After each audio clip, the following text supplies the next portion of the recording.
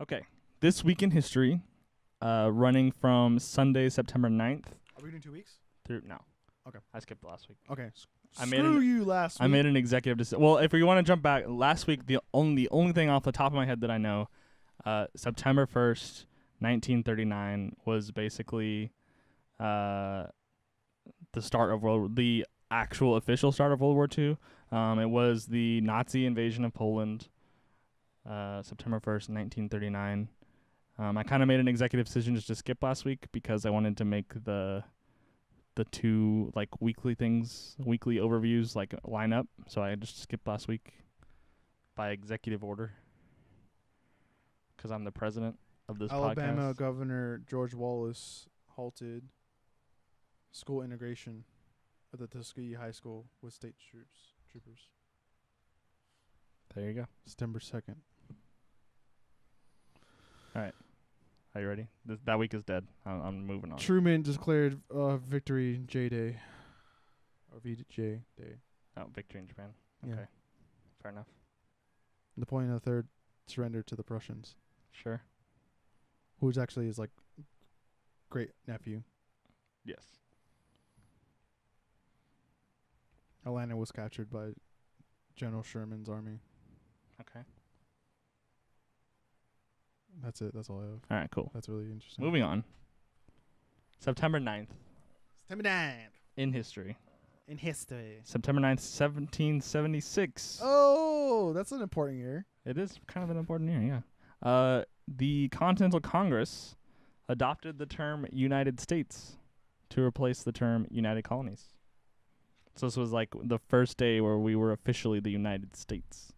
It would have been weird to be called a colony because I feel like colony isn't it's not. It implies dependence. Yeah, but also it implies kind of like what the European Union kind of sounds like. Sure. Okay. I guess we call ourselves in the past the Union, or whatever you want to call it. Well, yeah. Yes. But it doesn't seem as together as United States sounds. The United States sounds solid. Colonies sound like there's little gaps in there. Okay. Those two O's. No, yeah. Those two O's in colony. Gaps. Okay. If you can see, I got two O's on my eyes. All right. September 9th, 1850.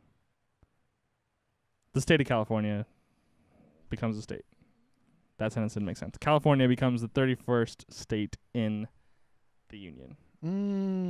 September 9th, 1926. The Radio Corporation of America creates NBC. Fake news. Dust. Peacocks. September 9th, 1942. Peacocks. Very interesting little tidbit of history that 42? Yeah, 1942. That most people, the average person, doesn't really realize. September 9th, 1942, a Japanese float plane launched from a submarine bombs a forest in Oregon.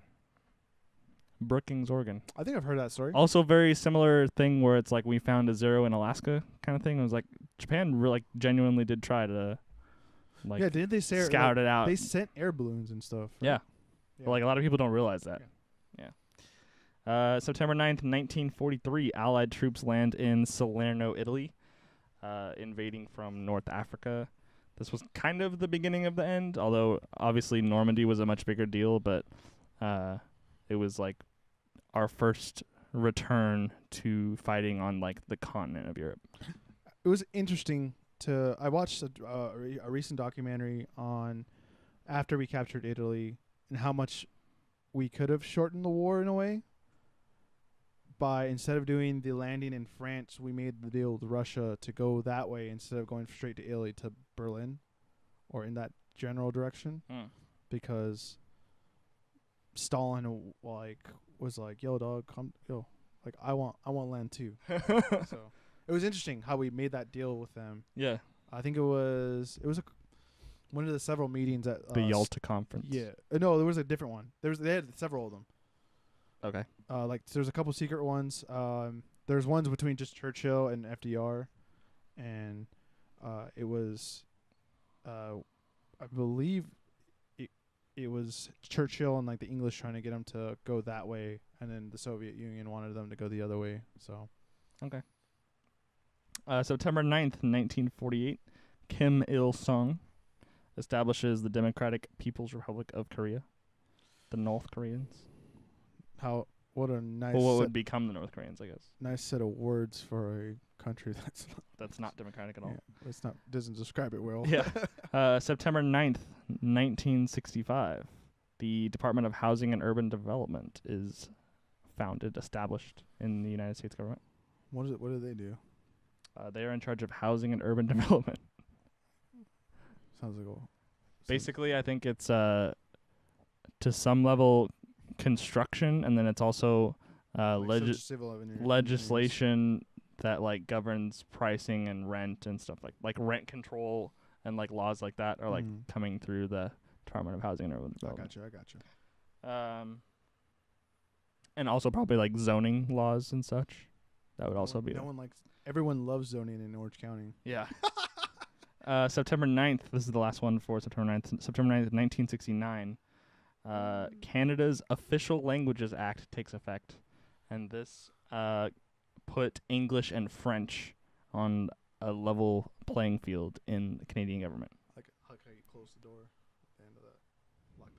Lock it up. Yeah. Lock it up. Not a whole lot going on September 10th. I only have a couple here. September 10th, 1623, the first recorded exports from colonies in North America of lumber and fur that were shipped to England from Virginia, or from like the Virginia area. And September 10th, 1914, the 6-day Battle of the Marne ends, which halts the German advance into France during the early days of World War I. September 11th, 1297, way back when, 800 years ago-ish, roughly. The Scots under William Wallace said they Freedom! I'm sorry. There you go. They defeated the English at Stirling Bridge because the English can take their lands, but they can't take their freedom. Kind of like a Pocahontas kind of story on how they changed the age of the princess and him. They made her older than what she actually was. Okay, yeah, fair enough. Yeah. That's what I meant, sorry. September 11th, 1786, the Convention of Annapolis begins, and their goal was to revise the Articles of Confederation.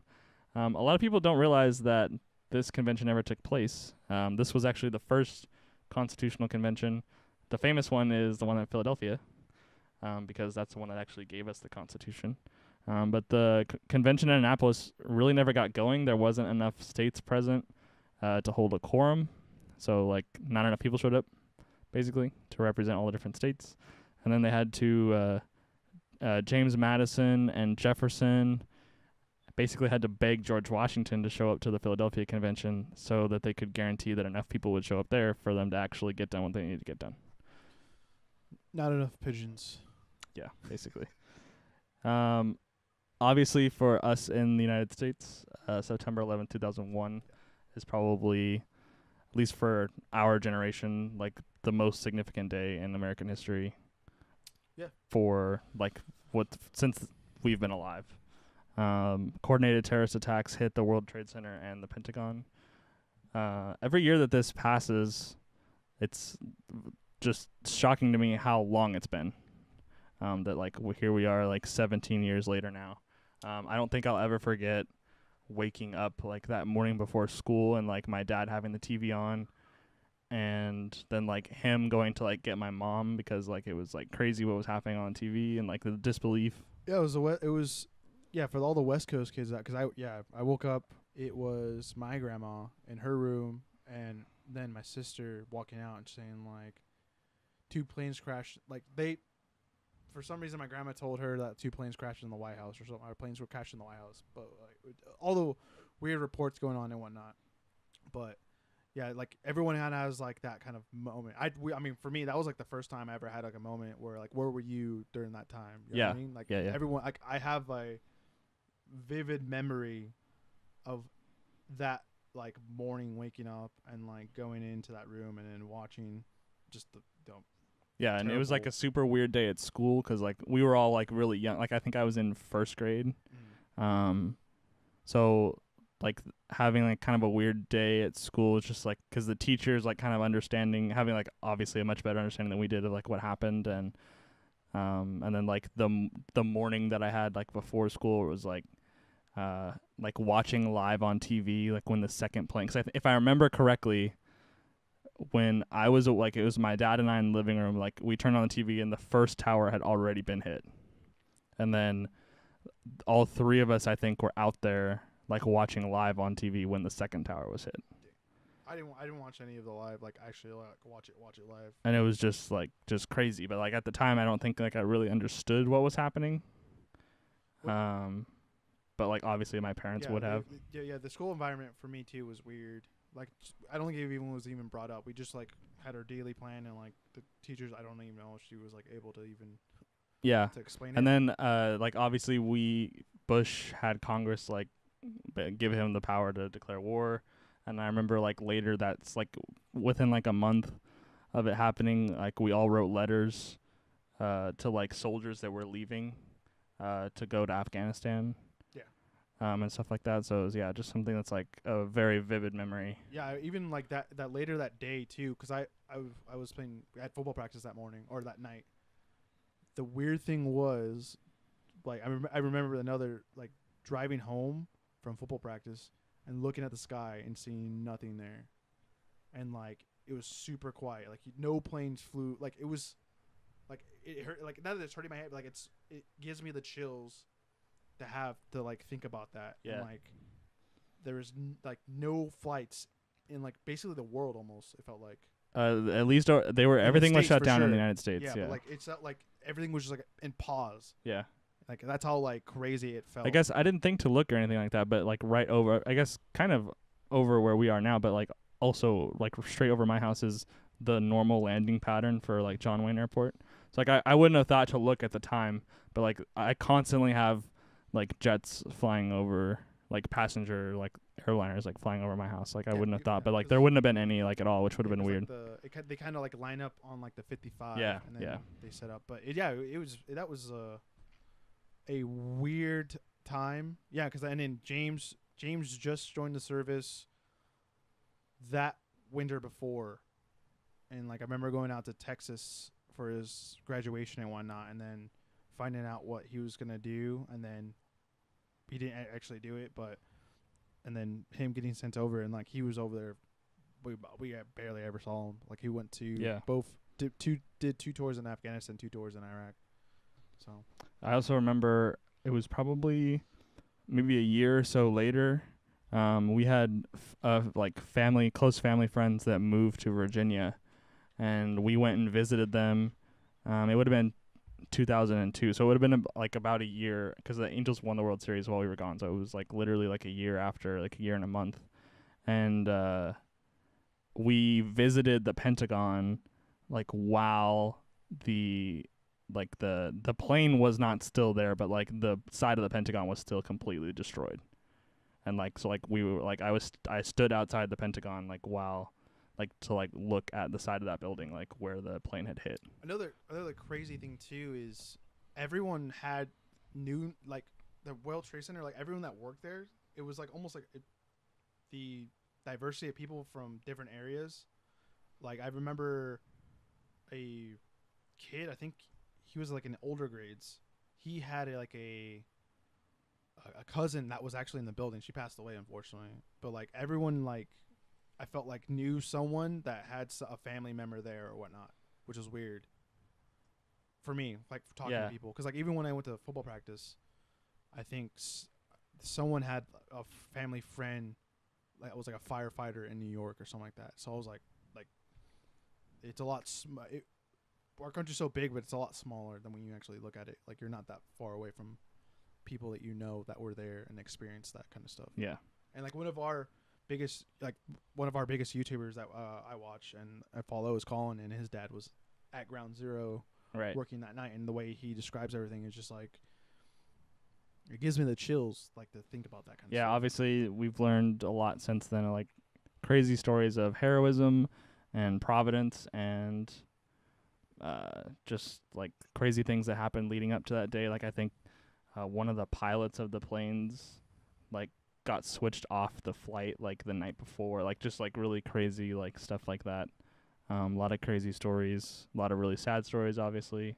A lot of lives were touched by that day. Yeah, I think even there was people from the King's organization And continue on to be that touched. plane Yeah. too, which was like weird because like that's like right there. Yeah, and continue to be touched, just like the like adverse health effects that like some of the survivors have had and some of the first responders have had. I know there's been like a really big problem with certain cancers and like mesothelioma and stuff like that with like firefighters and policemen who were like in the towers like when they collapsed and such.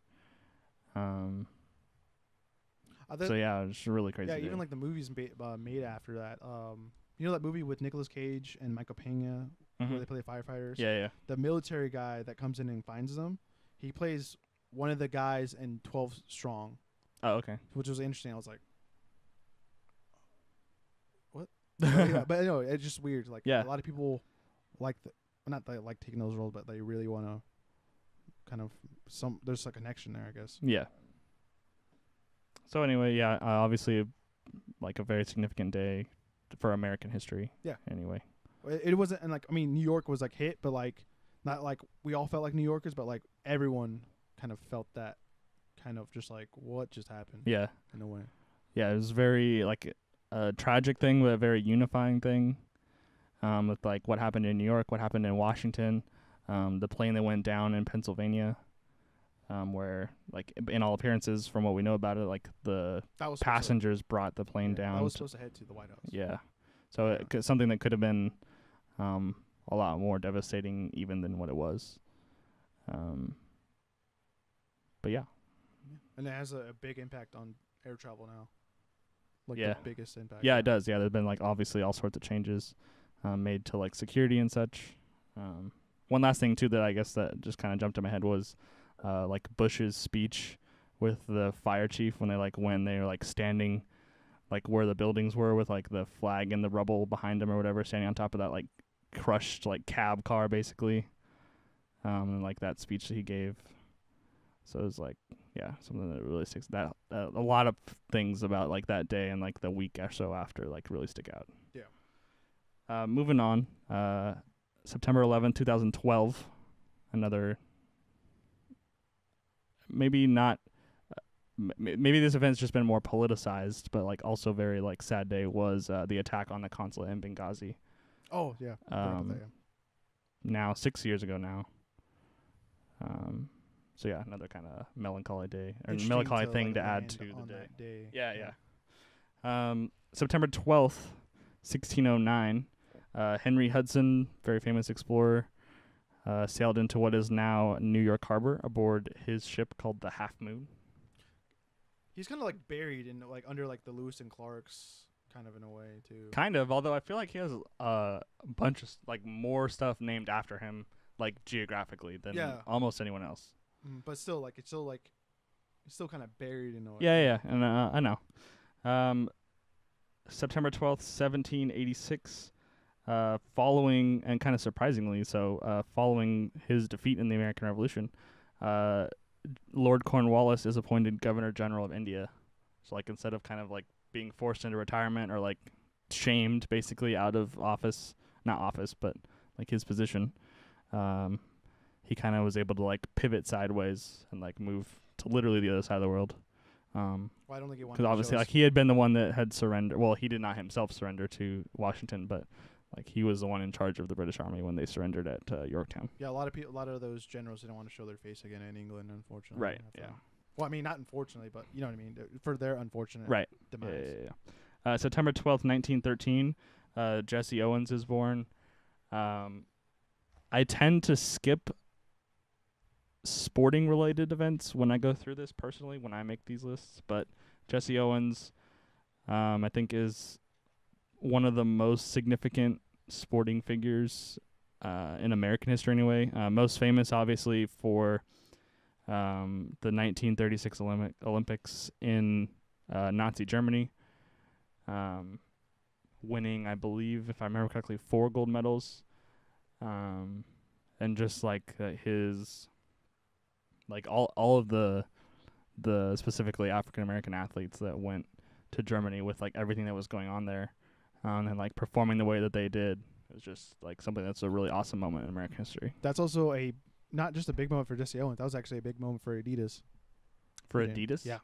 The shoes he wore were Adidas that Otto whatever, I forgot his last name, went specifically to him, snuck into like the village and like, hey, I designed these shoes, would you wear these? And then he like tested them out, liked them, and then that's what he wore. Interesting. I did not know that. Another little pin him on the map. Interesting tidbit from like those 36 Olympics was that the gold medals from the 1936 Olympics have more gold than the gold medals from any other year, because Hitler was so confident that Germany was going to dominate the Olympics that he had the medals made with more gold. So like they're actually like, if you were to like say melt it down, it'd be worth, those medals are worth more.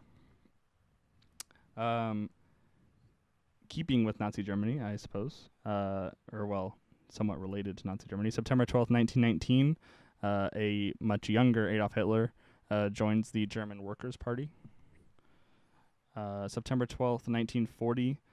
Created by Anton Drexler. Don't remember his name, but I know his first name. Could be right. It's it's like a Drexler or something like that. September 12th, 1940, Italian forces invade Egypt from Libya. There was a lot of... I feel like the North African theater was probably the most forgotten. And it seems like the quickest.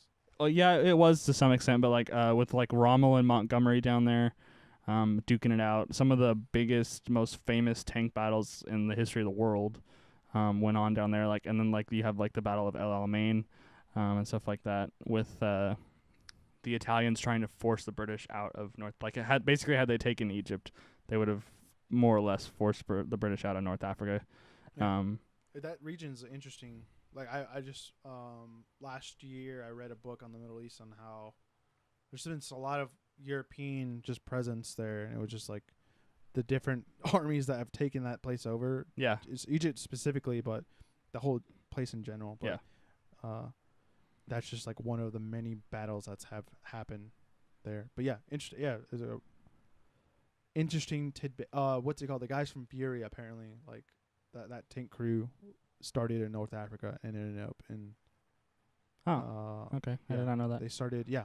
My dad's dad served in North African and in Italy, like up through Italy once they invaded in through Italy. He was an engineer under Patton. He's responsible for like making bridges and stuff like that. Did he ever like talk to Patton? I don't know. Probably at some point. That'd be cool. Or at least like in passing. That would I don't know. That for me, like that would be interesting being those guys' kind of presence. Even like Eisenhower, I'll be like, oh, that's Eisenhower, dog. Yeah. I don't know. This is me. September 12th, 1990. Germany, I guess, coming up a lot on September 12th. The signing of the official documents reunifying East and West Germany is completed. I think it was like the U.S. and France and Britain and the USSR, and then East and West Germany. I think it was the 7th of 99 was the first time a unified parliament of Germany had their first like meeting since Hitler, basically. So it was like a 50-year. Oh, wow. Yeah, which was like crazy. I was like, wow. Like, and it wasn't that far. 1999. Oh my god. Yeah. September 13th, 1788. The Constitutional Convention authorizes the first federal election in the United States. And September 13th, 1993, the Oslo Accords are signed at the White House, which granted limited autonomy to the region of Palestine. So it was they were signed at the White House. It would have been Clinton, I guess, at the time, 93. Yasser Arafat was representing the Palestinian Liberation, whatever, PLO, whatever it was. And then I don't remember who the Israeli prime minister was at the time. But yeah, so kind of significant for them, although there's obviously a lot of conflict in that region still. Yeah, that's like another freaking fireball. Yeah, it is. It's there's a lot of history. A lot of history there. September 14th, we got 2 more days here. September 14th, 1791, Louis XVI swears allegiance to the new French Constitution. September 14th, 1812, Napoleon's Grand Army reaches Moscow. Well, the one before I was going to say. Oh, sorry. I was did not mean to jump so interesting. forward. He was like, that was all.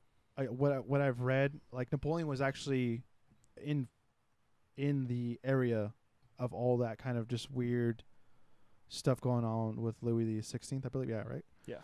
And how he described like I mean, it was a monarchy obviously, but like how it was kind of cruel on the way how they treated them in a way, like how he described it, because like he was like a higher person or higher class of person, and like I guess he had sympathy for the king, and like I remember him or reading some stuff where he was describing like how he felt sorry and like how it was like really like you can go about like taking over like a regime like that in a way, but like the way they did it was like he felt like it was unhonorable and like very like cruel. And then going back to like the Moscow one, what was the year again? Yeah. So the Louis the 16th was 1791, swearing allegiance to the new French Constitution. September 14th, 1812, Napoleon's Grand Army reaches Moscow, and they find the city basically burned to the ground and abandoned, which is how they found most of Russia, because the Russians just burned everything down so that they would not be able to take supplies or anything as they were moving into Russia. And then eventually, obviously, the French kind of overextended themselves, and like there was a lot of casualties due to like starvation and disease and stuff like that, lack of supply, and that combined with the winter. Yeah, he had everything down to like the exact rations for each soldier that he planned, which was like insane to even think about. Like this dude was like, for me, like I feel like I don't know, he probably isn't, but for me, like as like a bigger figure in history, he's like the first military, whatever you want to call him, dictator or leader that like led an army, but like never really fought. In a way, you know what I mean? Yeah, I guess. And I mean, he had some. He was basically just like a strategist. Yeah, but like he was like the first kind of strategist that was like a nerd, in a way. Yeah. That like the first analytical general. I mean, the schooling he did in his background was like only I think less than 10% of actual people that go to like their military academy at the time. I think it was like less than 10% people ever got into the program, and I think less than like 5 ever passed. And like Napoleon was like one of those few that did. And like it was whoever led men or troops, experts, and then after that it was I forgot what it was after that one, and then it was artillery, and he was the guy that was like under that. Yeah. So like the artillery, whatever you want to call it, I forgot the actual terms for it. But it was interesting to like he was like the first like nerd, and how he would just have like like how you have conversations about like things you love, like that's what he loved to talk about, which is interesting.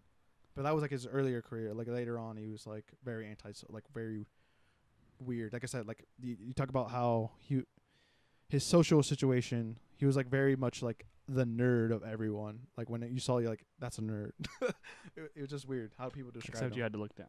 That's a nerd. Oh, he wasn't that short actually. No, I know he was like 5'6" or something like that. Which right? Everyone else, like his elite troops were 6 foot. They had to be like a minimum like 6 foot tall, and then they wore these high hats. So it was like, yeah, of course he's gonna look short. Yeah. September 14th, 1814, Francis Scott Key writes the words to the Star-Spangled Banner while observing the Battle of Fort McHenry from the harbor. September 14th. Yeah, but it wasn't the actual anthem until like way later. Right. Yeah, it was basically a poem, and then it was set to music like later. Yeah. September 14th, 1847, U.S. forces capture Mexico City, effectively ending the Mexican-American War. Interesting stuff. Another one that I would say that and the Spanish-American War are like two that almost no one knows anything about. I mean, like of the general population, almost no one knows anything about. Sherman was like one of the many generals. I think the leader of all that was Zachary Taylor, I believe. And then I don't remember. And then later, after on, became president because of just he was like one of like the before after Jackson. He was or Washington, like the general, but they didn't know his politics until he got into office, Yeah. which is funny. But interesting stuff about that too. When all that land got basically taken up, all like most of those states, from what I read, like specifically California, like were all declaring independence from as we invaded. They were declaring independence on Mexico, and like they were already taking over like the capitals until like I think for California specifically, we landed in San Francisco, which was called like Los Nova, and like we landed there and we're like, hey guys, guess you're Americans now. Like after 4 days after they took over the capital and whatnot, which was funny. But regardless of like us people saying we took the land from Mexico, that land would have, since we went down there, that land they would have declared just like Texas did. So Yeah. Mexico wouldn't have been able to control all that probably. Yeah. September 14th, 1901, Theodore Roosevelt is sworn in as president following the assassination of William McKinley. He had been shot, I believe, 8 days earlier, if I remember correctly when I read this. He had been shot 8 days earlier and then died. And Roosevelt was his VP and was sworn into office following his death. He didn't really have like much of a political career before that, which is interesting. I think during McKinley's first term, he was in the Rough Riders, I believe.